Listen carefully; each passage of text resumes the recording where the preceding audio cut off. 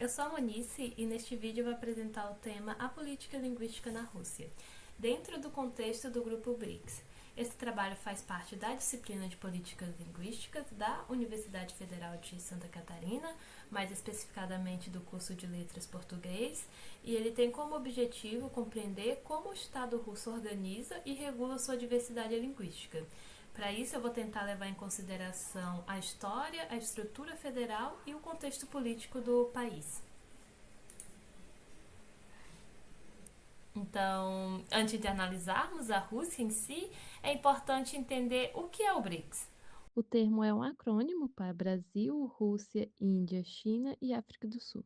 E o grupo ele representa uma nova forma de articulação internacional, formada por países fora do eixo ocidental tradicional.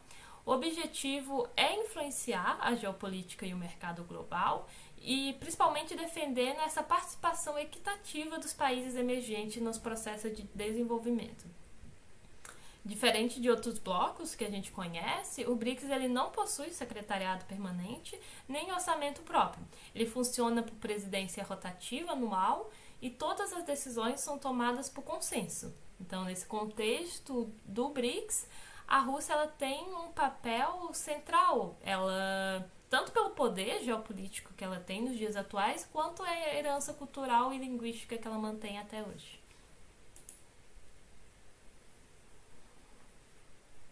Então, para compreender a política linguística russa, é essencial considerar o contexto histórico e social recente. Segundo o pesquisador Pomerantz, em seu artigo de 2009, ele vai falar que após o colapso da União Soviética, a Rússia ela passou de uma economia centralmente planejada para uma economia de mercado. E esse processo, então, provocou uma instabilidade social, uma desigualdade e principalmente uma concentração de renda. Atualmente, o país é descrito como uma democracia administrada, ou seja, há eleições e liberdade formal de imprensa, mas o poder político permanece fortemente centralizado e a participação popular ainda é bem limitada.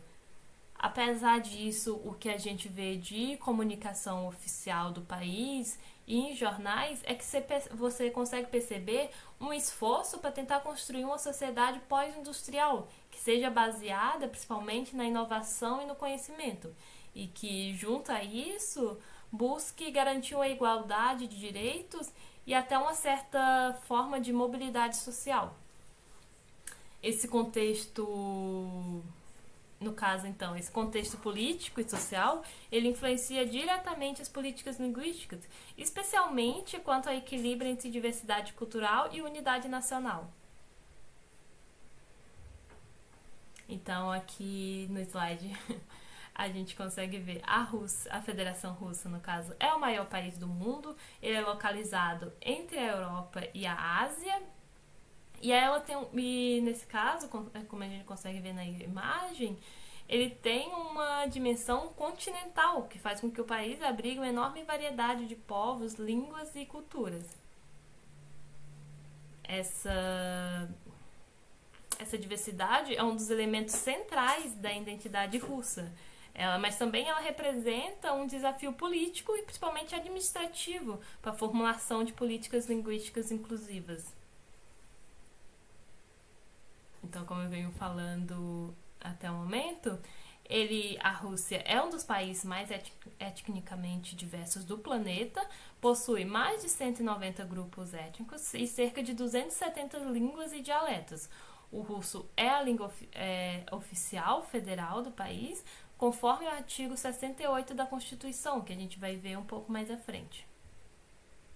Mas também, fora o russo, há também 35 línguas regionais cooficiais, reconhecidas em repúblicas e territórios autônomos. Essa estrutura ela reflete o modelo federativo e multinacional do país, composto por repúblicas étnicas. Nessas repúblicas, as línguas locais elas possuem um status jurídico específico.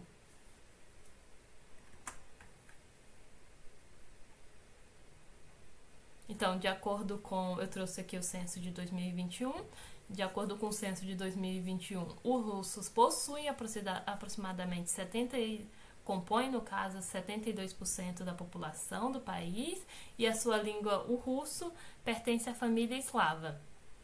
Aí, fora os russos, a gente tem outros grupos de origem turca, de famílias caucasiana e ucranianos, que no caso são ligados à família indo-europeia e eslava, respectivamente, né? Essa diversidade é linguística, étnica e religiosa.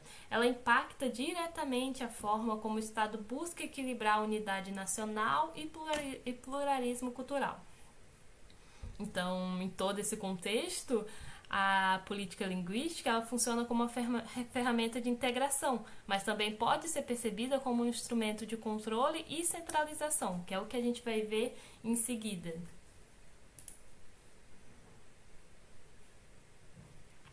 Então, falando um pouco de como a Constituição da Federação Russa vê as políticas linguísticas, ou como que a língua russa e as outras línguas estão descritas dentro da Constituição. O artigo 68 da Constituição da Federação Russa é o principal pilar jurídico da política linguística nacional. Ele define que o russo é a língua estatal de toda a federação, mas também permite que as repúblicas federadas adotem suas próprias línguas oficiais, que podem ser usadas juntos com o russo em instituições e órgãos públicos locais. O artigo ainda garante o direito dos povos de preservar e desenvolver suas línguas nativas, assegurando condições para o seu ensino. Então, a Rússia ela tem um artigo que vai falar das línguas e nesse artigo ele declara esses 3 pontos importantes, né? Agora a gente vai ver isso na prática.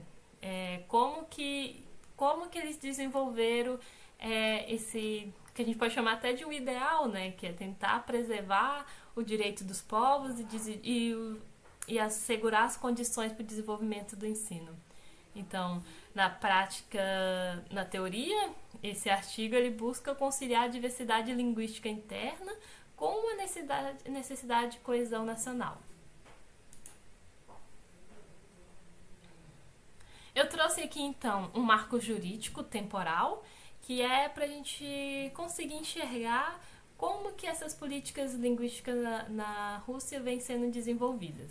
Então, a trajetória da política linguística russa pode ser compreendida a partir de alguns marcos legais importantes, como, por exemplo, em 1991, a Lei das Línguas dos Povos da Federação Russa reconheceu oficialmente o direito à preservação e ao desenvolvimento das línguas nativas, legitimando o multilinguismo federativo. E aí, 2 anos depois, em 1993, a Constituição consolidou o russo como língua estatal. E aí, em 2002, um pouco depois, quase 10 anos depois, uma emenda determinou que todas as línguas oficiais regionais utilizassem o alfabeto cirílico, que é o alfabeto usado na língua russa.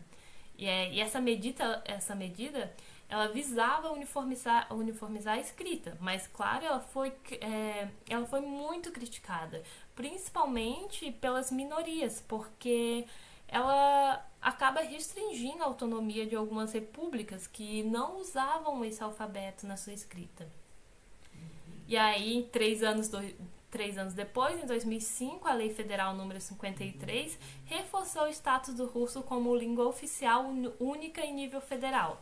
E aí, em 2014, novas emendas ampliaram a obrigatoriedade do russo em áreas como mídia, cinema e publicidade. Então, pelo esse marco jurídico que a gente tem aqui, a gente já consegue ver como que as políticas russas foram caminhando para uma tendência gradual de centralização linguística. E aí eu trouxe aqui também alguns projetos atuais, a partir de 2020 até 2025, no caso, né? Nos últimos anos, entre 2020 e 2025, o governo russo vem promovendo reformas e projetos linguísticos voltados à padronização e à proteção do russo. Entre eles, destacam-se propostas para restringir o uso de estrangeirismo, a criação de um Fundo Nacional de Dicionários e o desenvolvimento de políticas de padronização linguística digital. Contudo, uma das mudanças mais polêmicas aconteceu em 2020, quando foi aprovada uma emenda constitucional que define o russo como a língua da nacionalidade formadora do Estado. Isso quer dizer que ele atribui ao povo russo o papel de grupo originário da nação.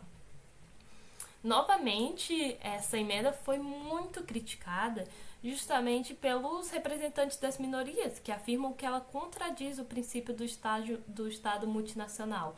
A Rússia, o povo russo, eles se orgulham bastante e eles se consideram um Estado multinacional com várias etnias. E aí essa emenda de 2020 foi visto pela minoria como uma contradição. E a população minoritária, eles afirmam que isso traria uma profunda marginalização linguística e cultural dos povos. Justamente porque se o povo russo é o povo formador do Estado, o que os outros povos são, né? Então, o debate na Rússia, ele gira em torno desse equilíbrio entre identidade nacional e a diversidade étnica. Então, fazendo um resumo, né, do que a gente veio discutindo nesse vídeo, se a gente pudesse podendo assim resumir tudo que a gente veio falando, em resumo, o russo ele é obrigatório em toda a comunicação oficial, na educação, na mídia e em documentos públicos. E as repúblicas federadas, elas podem adotar línguas estatais locais, mas sempre em coexistência com o russo, nunca sozinha. Uma república federada, ela não pode ter uma única língua, no caso. Ela tem que estar em coexistência com o russo. E aí, desde 2002, que é um dos pontos importantes, né? Desde 2002, todas as línguas oficiais devem ser escritas em alfabeto cirílico, que é justamente o alfabeto da língua russa. Não o alfabeto da língua russa, né? O alfabeto que a língua russa usa. E aí, embora a legislação ela reconheça a diversidade, observa-se um movimento de russificação, que é o que a gente vem discutindo, né? Se tu vê o marco temporal, ele vai cada vez mais afirmando o russo como língua do Estado e única língua valorizada. Então essa russificação, a gente pode dizer que ela é caracterizada pelo predomínio do russo e pela redução do número de falantes de línguas minoritárias. Essa tendência, ela reflete uma política de unificação estatal. E claro, vai refletir também o desafio à mudança à manutenção da pluralidade cultural. Algo central no debate de política linguística contemporânea. Então, quando se fala em políticas linguísticas contemporâneas, um dos temas principais é justamente a manutenção da pluralidade cultural, algo que na Rússia está acontecendo um movimento ao contrário. Então, é basicamente isso que eu queria trazer sobre as políticas linguísticas na Rússia. Eu queria fazer esse resumo do que vem acontecendo e por que isso vem acontecendo. E, para finalizar, essas foram as referências que eu usei para fazer o vídeo. Então, esse vídeo é o primeiro de uma série de 4 vídeos que vai discutir as políticas linguísticas na Rússia, e eu espero vocês no próximo vídeo. Tchau, tchau!